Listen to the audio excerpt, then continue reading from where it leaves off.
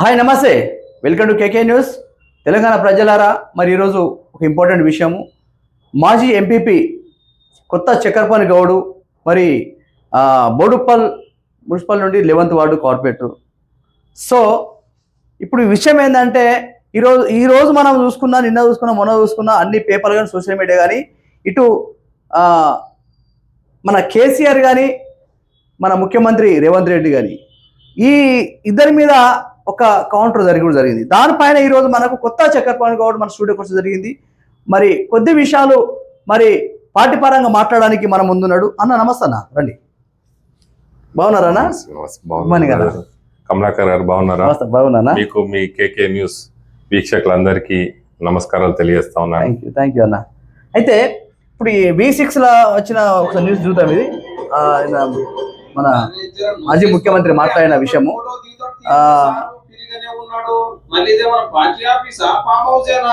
మీకు మొత్తం తెలిసిన విషయమే. ఇప్పుడు ఇటు మాజీ ముఖ్యమంత్రి కేసీఆర్ కానీ, ఇటు రేవంత్ రెడ్డి ముఖ్యమంత్రి కానీ నిన్న మొన్న ఏ చూసినా కానీ సోషల్ మీడియాలో జరుగుతుంది. మరి మీరు ఒక బీఆర్ఎస్ పార్టీలో ఉండి మీరు ఇప్పుడు ఒక 11th వార్డు కార్పొరేట్ ఉండి మీరు ఏం సమాధానం చెప్పగలుగుతారు? ఇప్పుడు ఈ 6 స్కీమ్లు అని ఇవన్నీ ఎన్నో జరుగుతున్నాయి. ఇప్పుడు పార్టీ తరపున మీరు ఏం చెప్పగలుగుతారు? గౌరవ ముఖ్యమంత్రి ఈ తెలంగాణ రాష్ట్రం మరి కేసీఆర్ గారి పరిపాలన 10 సంవత్సరాలు చూసిన తర్వాత మరి ఇంకా మాకు ప్రశ్నించే గొంతు, మరి మాకు ఏదో చేస్తాడు, మరి ఇన్ని యొక్క 420 స్కీములు పెట్టినాడు. మరి దాంట్లో ముఖ్యంగా మా మహిళా తల్లులకు 2500 ఇస్తాడు. నా బిడ్డ పెళ్లి చేస్తే అయ్యా 1 తులం బంగారం ఇస్తా అన్నావు. మరి ఆ తులం బంగారం కాశపడ్డారు మా ప్రజలు, మా తెలంగాణ బిడ్డలు. మరి అలాగే మరి 2500 కాశపడ్డారు. మరి ఎన్నో రకాలుగా మీరు పెట్టినటువంటి స్కీమ్లకు మీ యొక్క 420 స్కీమ్లకు ఆకర్షితులై కొద్దిపాటి జనం మీకు ఓటేస్తే ఈరోజు గద్దెనెక్కి గౌరవప్రదమైనటువంటి సీఎం కుర్చీలో ఉండి మరి ఈనాడు 10 సంవత్సరాలు ముఖ్యమంత్రిగా చేసినటువంటి కేసీఆర్ గారిని మీకు ఎలా అనిపిస్తుంది? మీకు నోరు ఎలా వస్తుందని నేను ఈ సభాముఖంగా అడుగుతా ఉన్నాను. అయ్యా ముఖ్యమంత్రి రేవంత్ రెడ్డి గారు, మరి నీకు నిలబడ చాతనైతలేదు, కట్టె పట్టుకొని నిలబడతానని అంటున్నావు. ఈరోజు మరి ఇదే బక్కపల్చనోడు ఢిల్లీని గడగడ లాడించి మరి ఈరోజు తెలంగాణ సాధించినటువంటి ఘనత మన గౌరవ సీఎం కేసీఆర్ గారి కాదా అని నేను మిమ్మల్ని అడుగుతా ఉన్నా. మరి ఆనాడు తెలంగాణ రాష్ట్రం వచ్చినప్పుడు నువ్వు ఎడవన్యం, నువ్వు తెలుగుదేశంలో ఉండి ఉద్యమకారులను మరి ఆనాడు రాళ్లతో కొట్టించినటువంటి ఘనత మీది. సరే, ఇవన్నీ మర్చిపోయి ప్రజలు మీకు ఈనాడు ముఖ్యమంత్రి పదవి ఇచ్చి మరి మీకు ఇస్తే మరి మీరు పథకాలు అమలు చేయండి, మీరు 6 గ్యారెంటీలు అమలు చేయండి. మీరు కేసీఆర్ గారిని దెబ్బ కొట్టాలని మీరు మనస్సులో ఖచ్చితంగా ఉంటే ప్రజలకు మేలు చేయండి. మీరు ప్రజలకు 2500 మహాలక్ష్మి స్కీమ్ ఇవ్వండి అయ్యా. మరి అందరికీ ఆ 200 రూపాయల కరెంటీ మరి స్కీమ్ ఇవ్వండి. 500 రూపాయల గ్యాస్ కు అందరికి ఇవ్వండి. ఏదో మమా అని మరి మేము ఒక మండలానికి ఒక్క ఊరు ఎంచుకొని ఆ ఊర్లో ఏదో ఇస్తామంటే మరి మిగతా ప్రజలందరూ మీకు ఓటేయలేదా? ముఖ్యమంత్రి గారు మీ ఎమ్మెల్యేలకే లేదా? మరి ఎందుకు ఆ ఒక్క ఊరిని అదొక చిన్న గ్రామాన్ని తీసుకుంటున్నారండి ఈరోజు కమలాకర్ గారు? ఆ గ్రామాన్ని తీసుకొని అక్కడ కూడా పరిపూర్ణంగా చేస్తలేదు. మరి మీరు ఏదైతే మరి మీరు వరంగల్ డిక్లరేషన్ పెట్టినారు, మరి ఇవన్నీ కాకుండా ఈనాడు మరి నిన్ననే మా టైగర్ ముఖ్యమంత్రి మాజీ ముఖ్యమంత్రి కేసీఆర్ గారు బయటికి వచ్చి, ఆయన బయటికి కూడా రాలే, జనాలు 140 కిలోమీటర్లు నడుచుకుంటూ పాదయాత్రగా సమస్యలు చెప్పుకోవడానికి పోతే వారు వచ్చి మీ సమస్యలన్నీ నేను స్వీకరించి రేపర్సన్ అడుగుతానని మీకు భయపడిపోయి నిన్నేమంటున్నావు? నువ్వు ఫామ్ హౌస్ లో వాడుకుంటున్నావు. నీ కొడుకుని నీ అల్లుని కేటీఆర్ గారిని, హరీష్ రావుని మరి అంబోతుల్లాగా మరి మేకపోతుల్లాగా మీరు అమ్మవారికి వదిలినట్టు, జంగిర్పీర్లోకి వదిలినట్టుగా అని మీరు చెప్తా ఉన్నారు. మరి ప్రజలందరూ గమనిస్తా ఉన్నారు. మీ వీపు మీకు కనబడతలేదు. మరి జనాలు, తెలంగాణ రాష్ట్ర ప్రజలు ఏమనుకుంటున్నారు కమలాకర్ గారు మీకు తెలియదా? ఈనాడు మరి నీ సోదరులను, మరి వారి పేర్లు కొండలరెడ్డి ఇంకా తిరుపతి రెడ్డి ఏదో నీ సోదరులు మరి అమ్మవారికి మైసమ్మ తల్లికి, బంగారు మైసమ్మ తల్లికి వదిలిన దున్నపోతుల్లాగా ఈ రోజు కౌంటర్లు ఓపెన్ చేసుకొని మరి నీ కలెక్షన్ తిరుగుతా ఉన్నావని నీ పార్టీ వాళ్ళే ఈ రోజు సపరేట్ గా 11 మంది ఎమ్మెల్యేలు మీటింగ్ పెట్టుకురయ్యా. నువ్వు అది చూసుకో, నువ్వు ప్రజలకు మేలు చేయి. మరి రాక వచ్చింది అవకాశం, నీకు చిన్న వయసులో ముఖ్యమంత్రి అవకాశం వచ్చింది, మంచి పేరు తెచ్చుకో, మేము కూడా హర్షిస్తాం, ప్రతిపక్ష వాళ్ళం కూడా మేము హర్షిస్తాం. కానీ నువ్వు ఇట్లా నోరు తెరిస్తే పథకాలు అమలు చేయవు, మరి మాజీ ముఖ్యమంత్రిని మాజీ మంత్రులను తిట్టడం తప్ప నీకు పరిపాలన చేతనైతే లేదు, నీకు ఎక్కడి నుంచి డబ్బులు తేవాలనో చేతనైతే లేదు, ఇన్కమ్ జనరేషన్ ఎట్లా చేయాలని చేతనైతే లేదు. ఈ రోజు మరి మరి ఎంతో అభివృద్ధి చేస్తామని అనుకుంటే ఈ రోజు హైదరాబాద్ నగరాన్ని మరి హైడ్రా పేరుతో మరి కూల్చివేతలు చేసి మాలాంటి రియల్ ఎస్టేట్ చేసుకునే వ్యక్తులందరినీ ఈ రోజు బతకలేకుండా చేసినావే. మరి అదే మీ తమ్ముళ్ళ దగ్గర పోయి కప్పం కట్టంగానే మరి అవే అక్రమమైనటువంటి బిల్డింగ్లు సక్రమం అవుతున్నాయి. మరి ఏ విధంగా అయితే ఎందుకంటే అయితే లేదన్న ఇప్పుడు మరి ఎందుకు బ్రేక్ అయిపోయింది? అవునండి, బ్రేక్ అయిపోయింది. ఆ లోగుట్టు పెరుమాళ్ళ కదా, ప్రతి ఒక్కరికి ఎరక కదా, నీకేదో ఆమె ముట్టగానే కథం హైడ్రా కూలు బంద్, లేకపోతే కూల్చేస్తాం. ఇప్పుడు మూసి పక్కబడి నా 30 ఏళ్ళ కట్టుకుని 40 ఏళ్ళ కట్టుకుని గరీబోలు నష్టపోయారు కదా, కొన్ని వందల మూసి పక్కనండి. మా తాత ముత్తాతలు నేను చూస్తా ఉన్నాం, మా బంధువులు ఉన్నారు, వాళ్ళు రూపాయి కూడబెట్టుకొని కట్టుకొని పేదలు నివాసం ఉంటున్నారు. అక్కడ నివాసం ఉంటుంటే ఈ రోజు అచానక్ నువ్వు పోయి కూలగొట్టి నువ్వు ఎక్కడో పంపిస్తా అంటే వాళ్ళ ఫోర్ ఫాదర్స్ యొక్క మరి మా తాత మా నాయన కట్టించిన ఇల్లు నేను ఉండదా అండి? సెంటిమెంట్ ఉండదా? ఈరోజు తెలంగాణ మన బిడ్డలకు నా నాయన కట్టించిన ఇంట్లో నా నాయన కట్టించిన పొలం అనేసి ఒక సెంటిమెంట్ అనేది ఉంటదండి. మరి అలాంటి సెంటిమెంట్ ని ఇలా కూలగొట్టి నీకు డబుల్ బెడ్రూమ్లలో దోల్తా, ఆడదోల్తా, ఈడదోల్తా అంటే ఎంత వాళ్ళు ఇలా కష్టపడి వాళ్ళ నాయన ఒక ఫ్లోర్ కడితే 2 ఫ్లోర్లు ఇలా బిల్డింగ్ అప్పు సప్పు చేసుకొని వేసుకున్నారు. వాళ్ళకి అచానక్ కూలగొట్టి డబుల్ బెడ్రూమ్ ఇస్తే ఇది న్యాయమా? నీకు న్యాయమా అని మా తెలంగాణ ప్రజలు మూసి పరివాహక ప్రజల తరఫున మేము అడుగుతాం. ₹1 బిల్డింగ్ బట్టి డబుల్ బెడ్రూమ్ కాడ ఎక్కడో దూరం ఇస్తే అది ఎక్కడో జంగల్ ఇస్తారు, వాళ్ళకి సరే వాడి జీవన వృత్తి ఇక్కడ ఉందండి. ఇక్కడ ఏదో నివాసం ఏర్పరచుకొని అక్కడ షాపులు, బట్టల షాపుల్లో ఏదో ఒక చిన్న ఉద్యోగం చేసేటువంటి నిరుపేదలు మరి ఈ రోజు వాడు అక్కడ మరి నువ్వు తీసుకువెళ్ళి ఎక్కడో 30-40 కిలోమీటర్ల దూరం ఆవలిస్తే మరి ఇక్కడ 15,000 జీతానికి మరి రోజు వచ్చిపోవడానికి ఆయనకు బస్ కిరాయి అయిపోతుందండి, ఆయనకు ఆటో కిరాయిలు అవుతుంది. బస్ ఒకటి ఫ్రీ బస్ నేను అప్రిషియేట్ చేస్తా ఉన్నా. ముఖ్యమంత్రి గారు మాత్రం ఇదొక్కటయ్యా 6 గ్యారంటీల మాత్రం బస్సులు మాత్రం కరెక్ట్, బస్సులు మాత్రం మంచిగా ఇచ్చిండు, ఫ్రీగా ఇచ్చిండు. మరి అట్లాగే అన్ని పథకాలు కూడా ఇవ్వాలి. మరి 25,000 కోట్ల నష్టం బస్సులు కూడా. అరే నష్టం, నువ్వు నష్టమైనా పర్లేదండి, నువ్వు ప్రజలకు మేలు చేయి, నీ ప్రభుత్వాన్ని నష్టం ఆలోచన చేయకు. నువ్వు 6 గ్యారంటీల నువ్వు మహాలక్ష్మి పథకమి మరి ఆడబిడ్డల పెళ్లికి నువ్వు ఒక పెద్ద అన్నగా లేకపోతే మేనమామగా కేసీఆర్ గారు పథకం ప్రారంభించినప్పుడు మరి ₹1,00,000 ఇస్తే మరి మీరు తులం బంగారం ఇస్తున్నారు కదా, అది కూడా ఇస్తే నువ్వు ఒక పెద్దన్నగా నిన్ను అందరు గౌరవిస్తారండి. మిమ్మల్ని ఎందుకు తిడతారు? ఈ రోజు సోషల్ మీడియాలో మిమ్మల్ని మహిళలు ఎలా తిడుతూ ఉన్నారు ఒక్కసారి చూడండి. ముఖ్యమంత్రి గారు ఆ వీడియోలు ఒక్కసారి తెప్పించుకొని చూడండి. మీ పక్కన ఉన్న వాళ్ళు కూడా మీకు ఎవరు మంచి సలహాలు ఇస్తలేనట్టున్నారు. దయచేసి తెలంగాణ ప్రజల తరఫున మీకు అభ్యర్థిస్తా ఉన్నా, మంచి పనులు చేయండి. కానీ పాపం తెలంగాణ తెచ్చినటువంటి బాపుని మీరు రోజు తిడతా ఉంటే ప్రజలు చీదరించుకుంటున్నారు తప్ప మిమ్మల్ని అప్రిషియేట్ చేస్తలేరండి. ఇంకొక మాట, ఇప్పుడు ఇందిరమ్మ ఇల్లు అని అందరు ఫామ్ పెట్టారు. ఇందిరమ్మ ఇల్లు అనేది గతంలో బీఆర్ఎస్ గవర్నమెంట్ ఉన్నప్పుడు డబుల్ బెడ్రూమ్ అని ఈడ కడుతున్నాము ఈ జిల్లాల ఈ మండల ఈ గ్రామాల అని భూమి పూజలో కట్టేది మొత్తం చూపెట్టు జరిగింది, ప్రజలు చూపెట్టారు, సోషల్ మీడియా అన్నింటిలో వచ్చింది. కానీ ఇప్పుడు ఇందిరమ్మ ఇల్లు అని చాలా మంది అప్లికేషన్ దింపుతురు. ఓకే, ఏ పల్లె కానీ గ్రామం కానీ జిల్లా కానీ ఏదైనా జరుగుతుంది, లొల్లు పంచాలు జరుగుతుంది, దాని మీద చచ్చిపోతారు కూడా కొంతమంది, మాకు అసలు లేవు. కానీ ఏ జిల్లాల భూమి గిడ భూమి ఉంది 20 ఎకరాలు, ఈ మండలకి భూమి ఉంది, లేకపోతే పలానా ఏరియాలో ఉంది, మరి భూమి పూజ గిడ అయింది గిడ కడుతున్నామని ఇక్కడ మరి మీకు తెలిసిన వరకు ఇక్కడ ఉందా?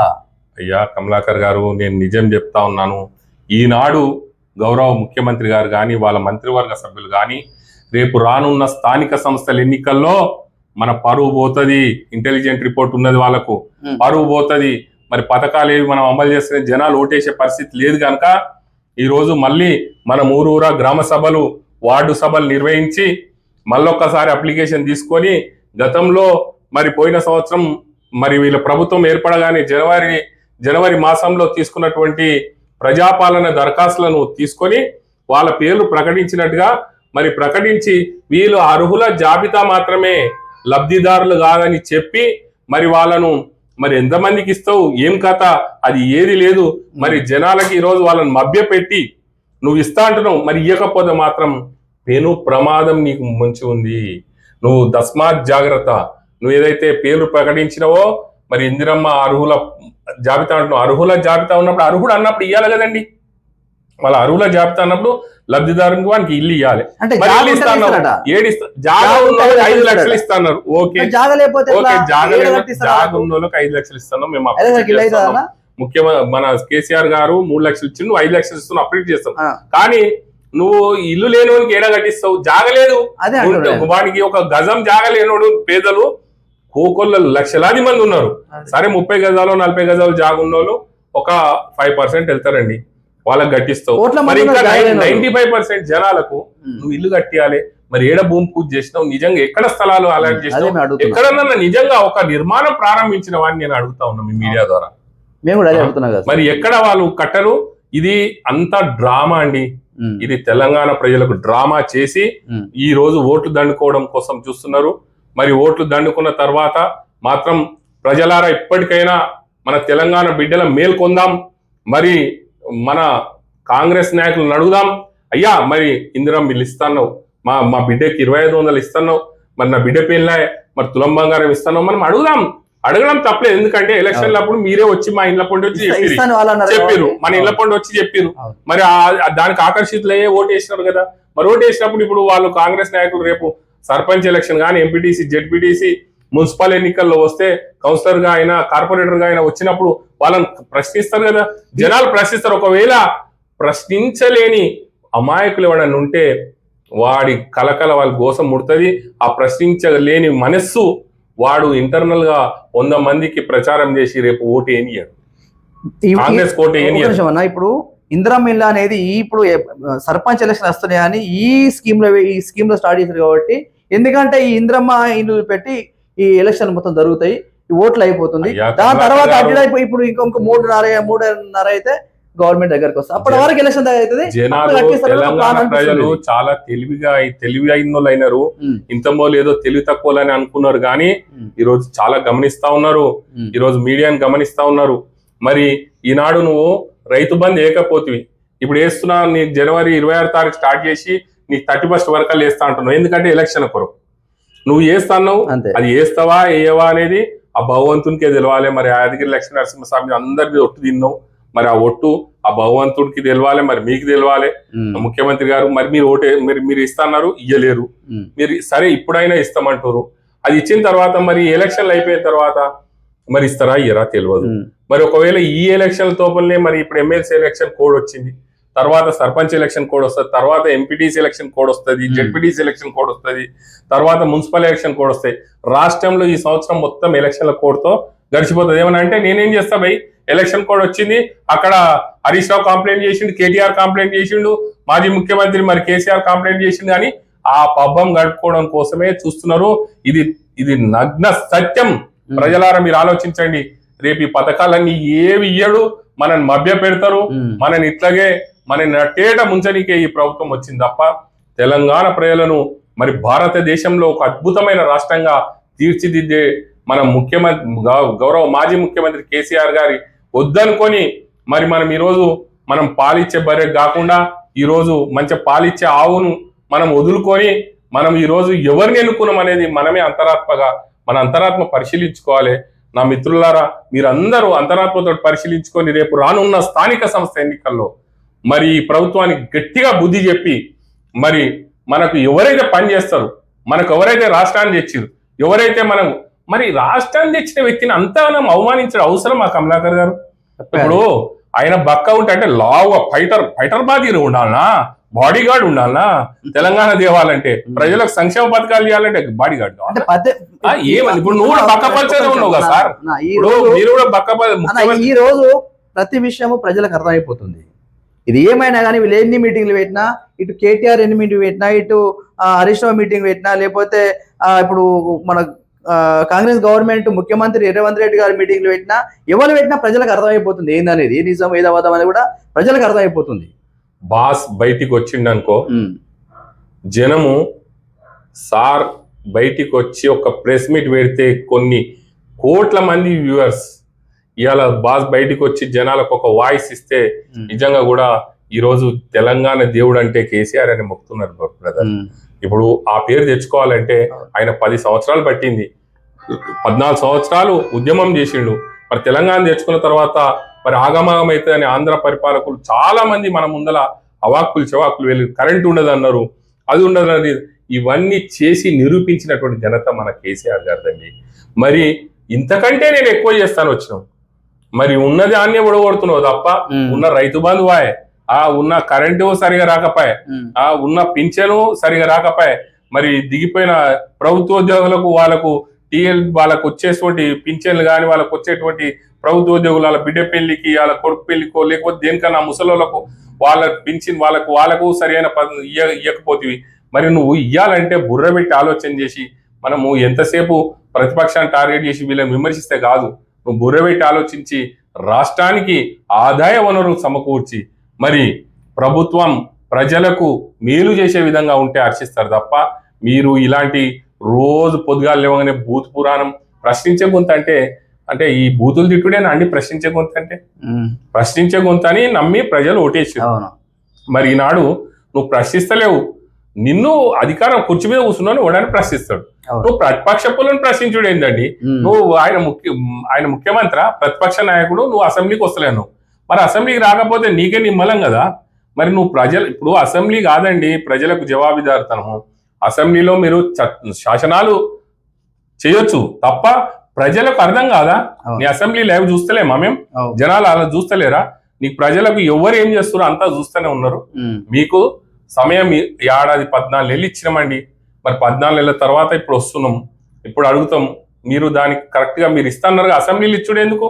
నువ్వు పబ్లిక్ మీటింగ్ పెట్టు, లేకపోతే నువ్వు కూడా జనాలలో చూపి ప్రజలకు సమాధానం చెప్పండి. మీరు అసెంబ్లీలో ఒక కేసీఆర్ చెప్తే లేకపోతే ఇంకా కేటీఆర్ చెప్తే సరిపోతుందా? ప్రజలకు చెప్పండి, ప్రజా మీటింగ్ పెట్టండి, ప్రజా దర్బార్ పెట్టండి. ప్రజలకు మీరు ఏం చేసిరో, మీరు ఎంతవరకు మీరు రుణమాఫీ చేసిరు, ఎంతవరకు మీరు ఎన్ని స్కీములు ఏ విధంగా అమలు చేసిరు, ఎంతమంది జనాలకు ఇచ్చిరో మా దగ్గర, మా డివిజన్లలో, మా ఊర్లో, మా గ్రామాలలో, మా మున్సిపాలిటీల్లో అందరికి నాయకుల దగ్గర చిట్టా ఉంది. మీరు పెట్టినప్పుడు మా చిట్టా మేము చూసుకుంటాం కదా నిజమా కాదా అనేది. అప్పుడు జనాలకు అర్థం కాదా? మీరు ఏదో మభ్య పెట్టాలని ఈరోజు ఏదో కేసీఆర్ తిట్టగానే కేటీఆర్ తిట్టగానే ఇక అయిపోతుంది నేను హీరోలమైతే, ఆ గతంలో వాళ్ళు కుర్చీ మీద ఉన్నప్పుడు నేను తిట్టింది హీరో అయ్యి.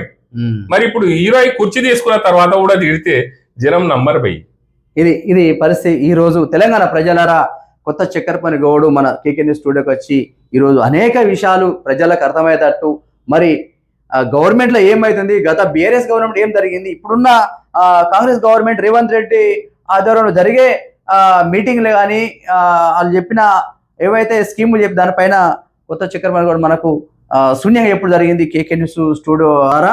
మరి ప్రజలు కూడా అర్థం కావాలి. మా ఛానల్ని ప్రతి ఒక్క లైక్ షేర్ చేయండి. కేకే న్యూస్ తెలంగాణ. థ్యాంక్ యూ అన్న, మాకు టైం ఇచ్చినందుకు చాలా థ్యాంక్స్. ధన్యవాదాలు మిత్రమా.